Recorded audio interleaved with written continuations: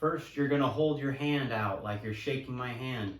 Then you are going to place the stick on the sweet spot where the fulcrum is, which is right below your thumb. And with just the use of your thumb, start bouncing that stick. All right? And then once you get the hang of that, wrap your fingers around the stick. You're not going to do this. I see this a lot. You don't want that. You just want these to be nice and relaxed, and they're not actually getting in the way of the stick movement. And once you get good at your thumb, start using the wrist, kind of like a karate chop. But I also hear the analogy like shaking the frost off of your hands. Even though I've never shooken frost off my hands, I kind of like that one.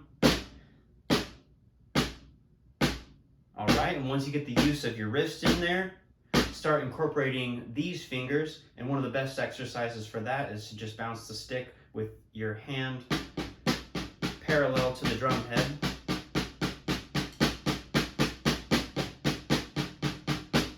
And then once all your gears are in motion, you can start incorporating them together. That's me using my thumb, my wrist, and my fingers, my top two fingers. And then for the strong accents, you can do the elbow whip, or the molar stroke as it's called. Incorporating the bounces in between them.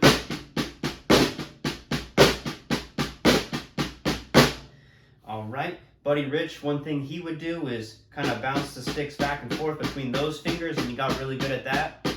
Stewart Copeland, he just uses one finger like that. More attack on your accents.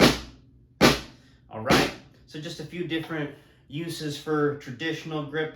What are other advantages other than it looks cool? You can get a really good stick shot sound with it. You know? You can also do this Papa Joe Jones thing that I've seen before. Basic traditional grip in a nutshell.